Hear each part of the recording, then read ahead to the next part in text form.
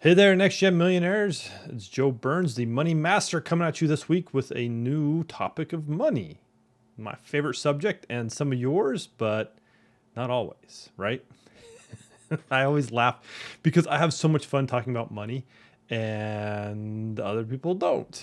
And it triggers them and makes them all weird. So, um, thanks for participating and thanks for at least showing up to the conversation so that you can start to change the way that you interact with money. So this week's topic is really fun. Um, it's something that I actually run into quite often that I didn't even realize I do until I was having a conversation with a friend last week.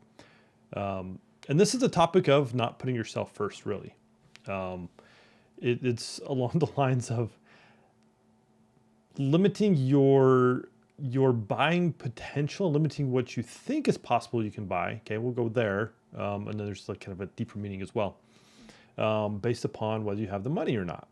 So let's talk about that. So my friend, I was having a conversation with her, and she's like, I just went on this trip, and for the first time in my life, I was able just to like go, and I didn't worry about like, did I have the money when I like went shopping or had like chosen to experiences. I just did them. And she's like, this is the first time in my life. So she said, thank you um, for doing that. Like, this is what you teach, and I finally see like what you mean. Now that didn't happen overnight, but it's been a while in the making. So it's really cool. So I was like celebrating with her, and I'm like, that's so awesome. That's where we want to be, right? Where we get to a point with money that we know, like you still have to know. And Debbie brought this up when I was talking to her about what I was going to talk about this week. She said, how do you reconcile with budget, right? Because we all have budgets. We don't have unlimited amounts of cash in our bank, right? That's the thing. So you have to reconcile it with your budget, kind of, right? I don't talk about budgets a lot. Budgets are very constraining. Budgets mess with our brains. It's a tool to beat us over the head. So I don't talk budgets a lot because they kind of mess with our brains. But you do have to reconcile with the budget. You do have to have only so much. With my friend, she knows she has a budget. She has this much, but she's still going to buy into the opportunity because here's what she knows, right? And here's the cool part about money mastery that I love is that she knows that whatever she spends, she's going to make up for, right? So budgets are kind of constrained because they're very finite. They're like, this is all we have, so we got to make all the things work, right? If we can step out of that finite thinking around budgets, then we can start to have more infinite mindset around what's possible or a more abundant mindset around what's possible, right? We know that, okay, I'm going to spend this money, but I know I'm going to be able to generate to recover for that plus or whatever over the next month, right? And that was my friend's take on it. She's just like, yeah, like I'm not even worried about it, right? Because when we worry about it, that means we're limiting ourselves. We're like, oh, it can only come in via different methods. We start to get a little weirded out, right? Entrepreneurship or small business minded people, right? We could look like we know what the accounts receivable is, we know what the accounts payable is. We got to like kind of match up what the expenses versus the income is. We'll go find more income, right? We're not limited to what we have in the pipeline already. You can make a lot of money pretty quick if we just reach out to people, right? It goes back to that conversation of creating connections and having people as a resource in our life as well, right? If you're out there working, doing the thing, then the budget's going to kind of give you an idea of what you need to do. But you create the income in your life that you want, and the budget's not going to tell you what that limit is. Right? It's when we allow the tools, the financial tools we have in our lives to limit what we can do, then we get stuck in a box. So it's time to break out of that box. It really is. Another perfect example of this is Debbie and I went to the eye doctor the other day.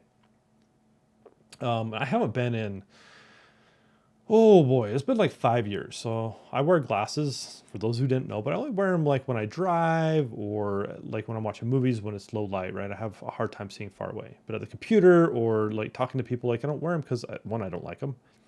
Two, I don't need them. I can still see I can see up close very nice, which is nice for me because right, I'm over 40 now. So everybody's like, oh, your eyesight, and you got to start, I have all the friends who are like, take your phone, look at your phone. They're like, reading their phone like out here so they can see it. And I'm like, no, I have perfect eyesight up close. It's just far away. So we're there. And Debbie had LASIK a few years ago, but her far away eyesight's starting to get bad, right? which is normal. It's going to happen. But similar to this, so we're there at the eye doctor, we have the appointment, and then it comes time to get glasses. And she really needs glasses. And I need to, one of my eyes got worse, so I had to change my prescription, fun stuff like that. So I'm just like going about my business because this is how I think. This is how I experience life. So I go about my business. I'm like, okay, cool. Here's the new lenses I want, blah, blah, blah. I want to use my existing frames because I still like my frames. And then I'm sitting there and I'm thinking like, well, maybe not, because it's gonna be like a week and a half. They're getting my glasses. I have a backup pair that are kind of crappy. So maybe it's time for a frame refresh, right? Have two pair, one for home, one for driving. So maybe it's time to swap them out, right? So I go look at some frames. I'm like, cool, let's get these. Right? Debbie, on the other hand, is like, she goes to like the cheap section right away.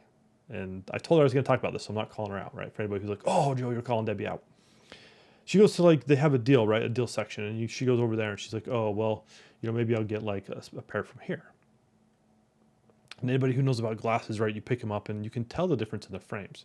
So I encouraged her. I'm like, listen, you don't just have to buy from this section. I said, look around for ones you want. Okay? Because I knew that anything outside that section was going to be, for frames, they're a couple $100 for designer frames. Like it's just the thing, right? So I encourage her to start looking around, right? She's showing glasses and putting them on, and she's like looking at different ones. She's like, well, I'm kind of talking with her back and forth about how they look, and I'm like, oh, these are really cool. She finally found a pair she really liked, right? So she brings them over to the lady that's going to check us out, and she looks at it, and after everything's said and done, right, she drops some money. And the whole time she's like, oh, can we do this? Maybe I should just go back with the cheaper ones. I'm like, no, stop. I'm like, do you like them? Right? That's the first question we got to ask ourselves. Do we like them? Do you want, like, what it is that you want? Is that what you want? If it is, and you have the space, right? Debbie's freaking out. We have the money. She's freaking out, being like, oh, this is a lot to spend on glasses. I'm like, do you like them? And she said, yes. I'm like, then get them. Right? But we all have this problem when we want to spend money on ourselves, and it happens all the time. Right? We go on something like, oh, the price. I'm like, I don't know. The real question I have to ask for you, right? And this is the question of the week, is what are you not willing to do to buy into that opportunity or that experience? Because we hold back all the time when it comes to money, when it comes to expenses and experiences because of the price, right? We blame money. We're like, oh, that's a lot of money. I don't blame it. Our poor money friends, man. They're like, why are you blaming me? Because we're here. We're waiting. So the real question is, what do you not want to do to make this experience happen? Because you better believe Debbie's like looking at the internet. She loves to travel, right? So she's going, oh, glasses, and it's going to be like, because her glasses came out to, I don't know, like $400 after the frames and all the things and the appointment there. Like, she's like, oh, that's a lot of money. Okay. But just a few weeks ago, she was planning an international trip, which is going to be way more than $400.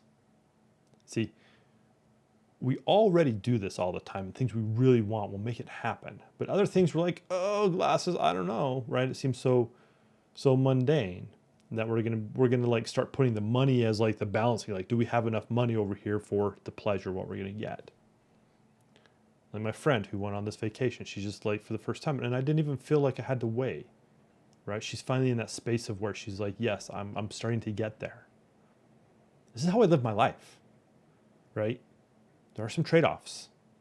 But when it comes to money, I'm always like, what do I have to do to make this happen?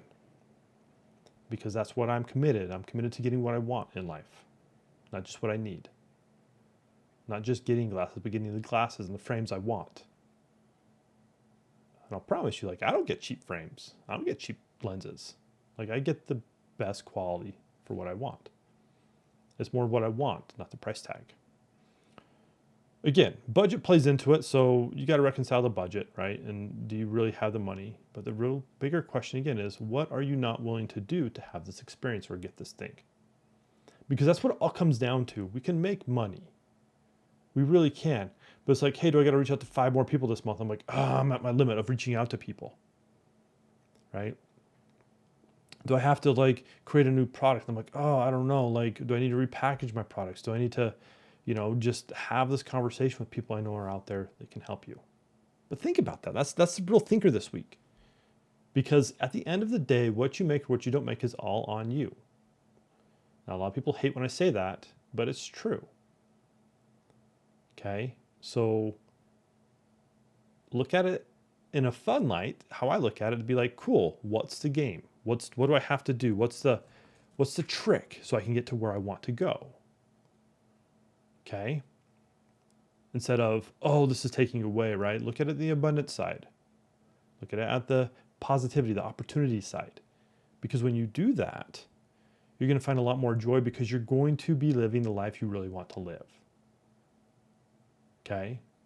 And this comes for it doesn't matter your income range, what you're making.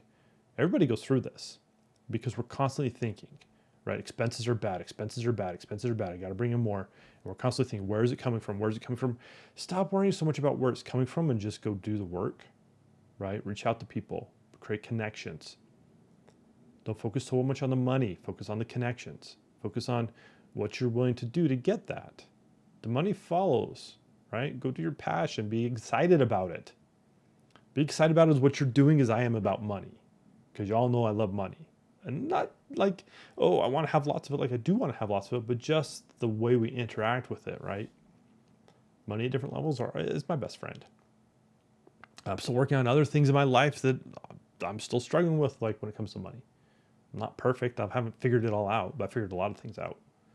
So this is one aspect. So think about it this week. Think about like experiences also that you've had where you've compromised. You're like, I don't like, I had to compromise, but I'm really not happy, because that will start to give you some idea of some data of what you've done and what you can do to change it next time. Okay. So a couple different like options in there this week as you start really diving into this side of the money stuff.